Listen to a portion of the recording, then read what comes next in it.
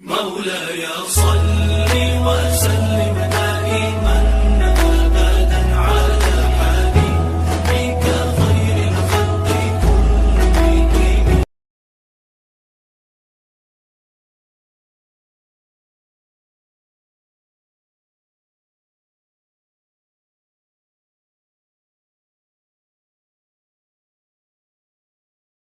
رب العالمين. أعوذ بالله من الشيطان الرجيم. بسم الله الرحمن الرحيم. قد جاءكم من الله نور وكتاب مبين. صدق اللہ العظیم. اتفاق کی بات ہے کہ دو صدر جمع ہیں یہاں پر، اور ویسے بھی صدر کا کام ادر ہوتا ہے، صدر یعنی ادر، اور ٹائم بھی ایسا ہو گیا ہے کہ میرا کام ہلکا ہو گیا، ورنہ آج ڈبل بوجھ آیا تھا میرے اوپر کہ ہمارے حضرت مولانا عبدالقدیر صاحب عمری حفظہ اللہ جو میرے استاد ہیں، متنبی، انہوں نے ہم کو پڑھائی ہے دیوان متنبی، وہ تشریف نہیں لائے ہیں. میں تو بہت خوش ہو گیا تھا کہ حضرت تشریف لائیں گے تو تفسیر حدیث اور تفسیر یعنی حدیث اور تفسیر کے مسابقے کی برکت بھی ہوگی اور استاد محترم کی صحبت اور رفاقت بھی کچھ مل جائے گی. بہرحال بہت وقت تو ہو گیا ہے، مختصر ہی میں بھی بات کر رہا ہوں. قرآن کریم کی شکل میں اللہ تعالیٰ نے ایک زندہ کتاب ہم کو عطا فرمائی، اور احادیث رسول صلی اللہ علیہ وسلم کی صورت میں اللہ تعالیٰ نے ہم کو زندگی کا ایک قرینہ، زندگی کے جینے کے آداب سیکھنے اور سکھانے کا ایک بہترین جو ہے مجموعہ عطا فرمایا ہے. دونوں چیزیں ہماری زندگی کی روشنی اور ہماری زندگی کو کامیاب بنانے والے کے لیے ضمانت ہے. قرآن کریم بھی نور ہے اور احادیث رسول بھی نور ہے، اور ان دونوں نور کی روشنی میں ہم کو اپنی زندگی کو کامیابی کی طرف رواں دواں کرنا چاہیے. ہم جانتے ہیں کہ قرآن کریم اللہ تعالیٰ کی کتاب اور نبی کا ایسا معجزہ ہے جو قیامت تک زندہ رہے گا، قیامت کے بعد بھی باقی رہے گا، اس لیے کہ وہ اللہ کی صفت ہے، وہ ختم ہونے والی نہیں. اللہ کی ذات باقی ہے، اس کی صفت باقی رہے گی. سارے انبیاء کے معجزات ان کے ساتھ چلے گئے. اب ہمارے نبی کو بھی دو قسم کے معجزات اللہ تعالیٰ نے عطا فرمائے تھے.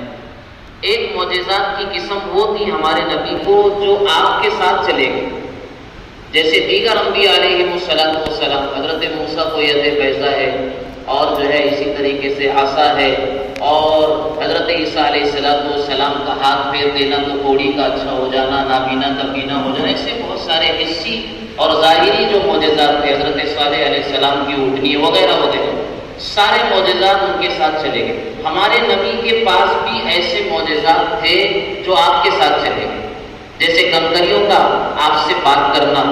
جب قضائے حاجت کے لیے آپ تشریف لے گئے، حضرت ابو ہریرہ رضی اللہ تعالیٰ عنہ سے کہا کہ فلاں درخت کو بلاؤ کہ وہ پردہ کرے، وہ آیا. حضرت ابو ہریرہ کہتے ہیں میں نے اس کو آتے ہوئے بھی اور جاتے ہوئے بھی دیکھ رہا. یہ ساری باتیں، یہ سارے معجزات بھی نبی کے ساتھ چلے گئے. لیکن قرآن زندہ ہے. قرآن ایک ایسا معجزہ ہے جو زندہ ہے، زندہ رہے گا اور ساری انسانیت کو زندگی دے گا. جو اس سے جڑے گا وہ زندہ رہے گا، اس کی روح تازہ رہے گی، اس کی زندگانی میں روشنی رہے گی. ایسی کتاب سے اللہ تعالیٰ نے ہم تمام طلباء کو، علماء کو اللہ تعالیٰ نے وابستہ فرمایا. یہ بڑی حیرت انگیز کتاب ہے. آپ حضرات نے 80 حدیثیں یاد فرمائی. جو حفظ حدیث کے طلباء ہیں تو یہ بہت بڑا کارنامہ آپ نے انجام دیا. اس سے زیادہ آپ کر سکتے ہیں، جیسے کہ بہت سے حضرات نے یہ بات بیان فرمائی ہے کہ اس سے زیادہ آپ آگے بڑھ سکتے ہیں. قاری رشید احمد صاحب اجمیری دامت برکاتہم نے ابھی اپنے خطاب میں فرمایا کہ کینیڈا کے اندر ایک طالب علم صرف 10 سال کا ہے، وہ حافظ قرآن ہو گیا، اور حافظ قرآن ہونے کے ساتھ ساتھ حافظ بخاری بھی ہو گیا. مکمل بخاری شریف کو اس نے یاد کیا. جب اس کا استقبالیہ اور اعزازیہ پروگرام کینیڈا کی سرزمین پر رکھا گیا، اس میں علماء عرب کو بھی مدعو کیا گیا. تو علماء عرب جو اسٹیج پر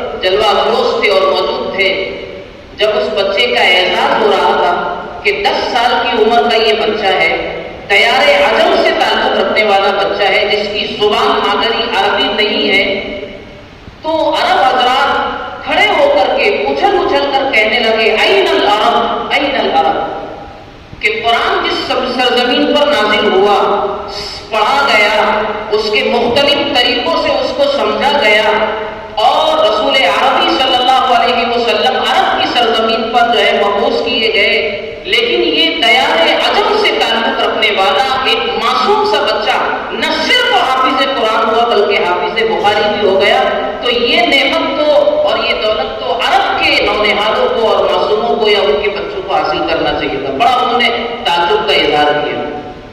بہرحال یہ آپ اس سے آگے بڑھ سکتے ہیں، اللہ تعالیٰ نے غیر معمولی آپ کو ہم کو قوت حافظہ عطا فرمائی ہے۔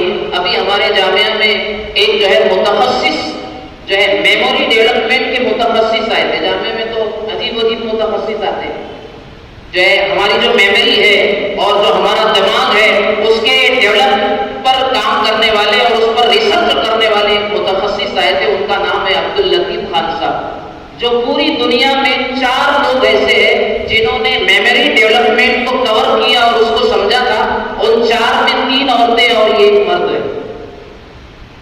تو انہوں نے یہ بات بتائی ہے کہ دماغ کا تعلق جو ہے نفسیات سے، بعض طلبہ تو ایسا ہوتا ہے کہ میں بھول جاتا ہوں، مسئلہ آتا ہے نا حفظ حدیث کرنے والوں کے لیے بھی آئے گا، قرآن کا حفظ کرنے والوں کے لیے بھی آتا ہے، بچے یہ سوچتے کہ میں بھول جاتا ہوں، مجھے یاد نہیں رہتا ہے، میں کمزور ہوں، میں آگے نہیں بڑھ سکتا ہوں، میں بخاری کیسے یاد کروں گا، میں 80 حدیث کیسے یاد کروں گا۔ ایک مشکل مرحلہ وہ اپنے طور سے اس کو سمجھتا ہے، لیکن انہوں نے یہ بات بتائی کہ انسان کی میموری کا تعلق اور چیزوں کو یاد کرنے اور یاد کر لینے کے بعد اس کو یاد رکھنے کا جو تعلق ہے انسان کی نفسیات سے، اور وہ یہ ہے کہ اگر وہ یہ سوچتا ہے کہ میں بھول جاتا ہوں، میں کمزور ہوں، تو وہ بھول جائے گا، وہ کمزور رہے گا، وہ پیچھے رہے گا اپنے ساتھیوں میں۔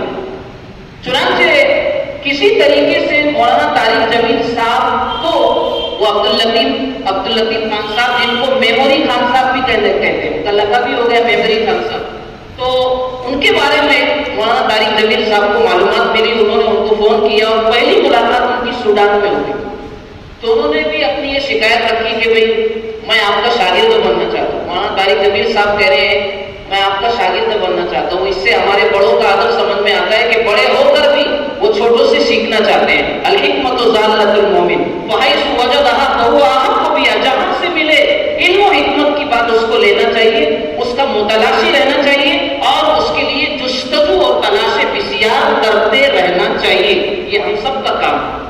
تو عبداللطیف خان صاحب نے ان کو کہا کہ حضرت بات ایسی نہیں ہے، انہوں نے شکایت کی کہ میرا حافظہ کمزور ہو گیا، پہلے مجھے بہت یاد رہتا تھا، اب نسیان کی شکایت ہو گئی، اب مجھے یاد نہیں رہتا ہے، آپ کچھ بتائیے کیا ترکیب۔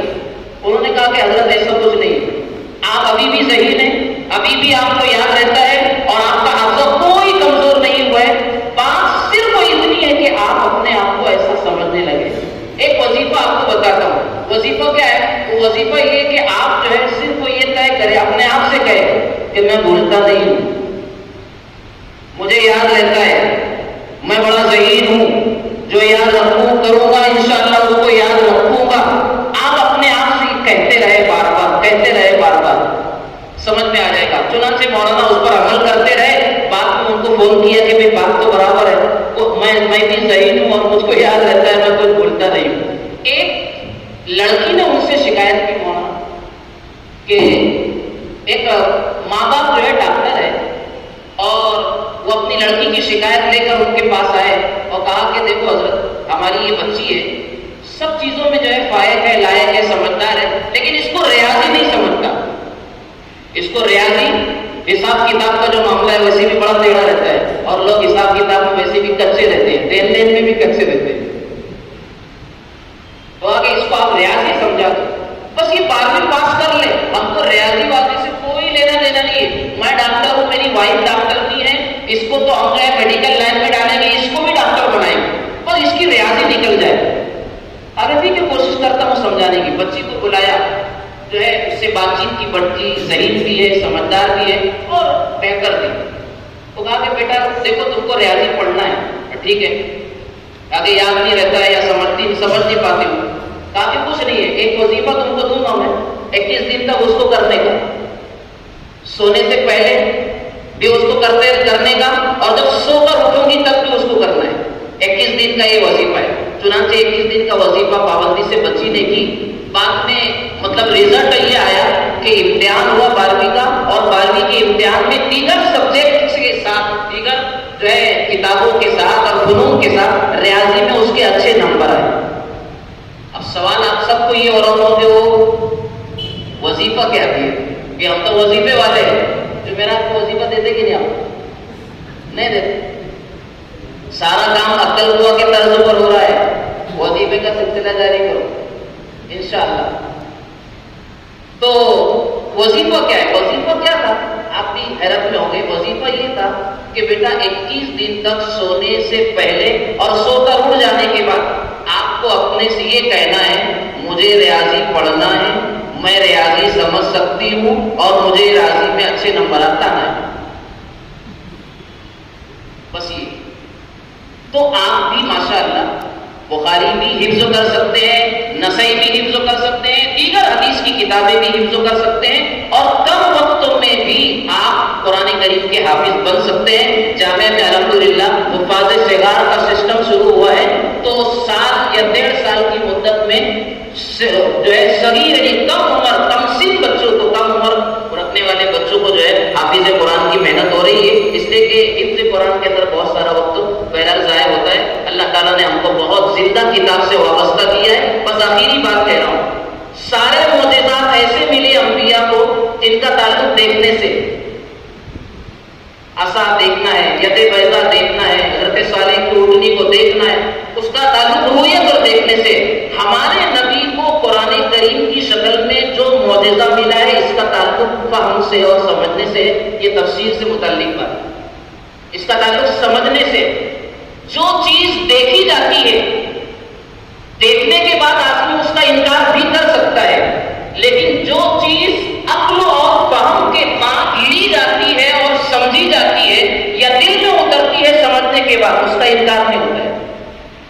آدمی اپنے مسلمات پر اور اپنے زندگی کے ان اصولوں پر ساری زندگی کاربن ہوتا ہے جن مسلمات کو اور جن اصولوں کو وہ اپنی عقل و خرد سے سمجھ لیتا ہے، وہ اس پر قائم رہتا ہے اور اپنے نظریے پر ساری زندگی چلتا ہے، لوگوں کو بھی چلانے کی کوشش کرتا ہے، اس لیے کہ وہ اپنی عقل سے اس نے سمجھا ہے۔ قرآن کریم کا تعلق بھی ایسا ہے، صحابہ نے اس کو سمجھا تھا، اس لیے قرآن دلوں میں اتنی طاقت سے اور ایسے پر اثر انداز سے قرآن دلوں میں اترا تھا کہ پھر آپ کے انگارے سامنے ہیں، تختہ دار پر چڑھانے کی باتیں ہیں، زندگیوں کو ٹکڑے اور ختم کرنے کی باتیں ہیں، لیکن قرآن کا دامن اور نبی کا دامن چھوٹنے کا کوئی سوال پیدا نہیں ہوتا۔ ابھی بس آخری بات، یہ امریکہ کا پادری ہوا کہ نہیں مسلمان؟ امریکہ کا ایک پادری جو ہے اس کا نام ہے تقریباً، کیا نام ہے؟ ہیریلین، ابھی عجیب و نام ہے، ہیریلین ہیلی، اس طرح اس کا نام ہے۔ یہ بہت اونچے لیول کا جو ہے پادری ہے، بس اسی کی بات سنا کر بات ختم کر رہا ہوں۔ وہ مسلمان ہو گئے۔ مسلمان ہونے کی روئے داد کیا ہے؟ وہ تقریباً 20 سال سے قرآن کریم پر یہ ریسرچ اور محنت کر رہا تھا کہ اس میں کوئی غلطی نکالی جائے۔ 20 سال سے اس کی کوشش کر رہا تھا، اس میں غلطی کیا ہے، تاکہ میں مذہب عیسائیت کو اسلام پر فوقیت یا ترجیح کی کوئی راہ پیدا کر سکوں اور اس کو جو ہے امتیاز کی اس کی کوئی شان میں بتا سکوں۔ لیکن 20 سال تک قرآن کریم کو پڑھتے پڑھتے، اب پڑھ رہا ہے تو سمجھ کر پڑھ رہا ہے، مطلب سمجھ کر پڑھ رہا ہے تاکہ اس میں کوئی غلطی نکل جائے، لیکن 20 سال کی جستجو کے بعد بھی اللہ کی کتاب میں وہ کوئی غلطی نہیں نکال سکا۔ اس کے ضمیر نے اس کو یہ آواز دی کہ یہی قرآن سچ ہے اور یہی کتاب جو ہے نجات دہندہ ہے اور یہی قرآن صحیح ہے۔ اس لیے اس نے مسلمانوں کی بڑی مجلس میں کلمہ پڑھ لیا اور مسلمان ہو گیا۔ اس وقت پورے امریکہ میں اور کہو بالعموم پوری عیسائی دنیا کے اندر ہلچل مچی ہوئی ہے، اور اللہ تعالیٰ نے حق کا بول بالا دیا اور جو ہے قرآن کریم کی حقانیت کو اس کی صدا صداقت کو پھر سے اس فتنے کے دور میں بھی اللہ تعالیٰ نے دوبارہ زندہ کر کے بتایا. تو ہم سب کے لیے بڑی خوشی کا مقام ہے کہ اللہ تعالیٰ نے ہم کو قرآن حدیث سے جوڑا ہے. آپ سب حضرات جتنے بھی شریک ہوئے میرے حساب سے تو میاں فی المیاں ہے.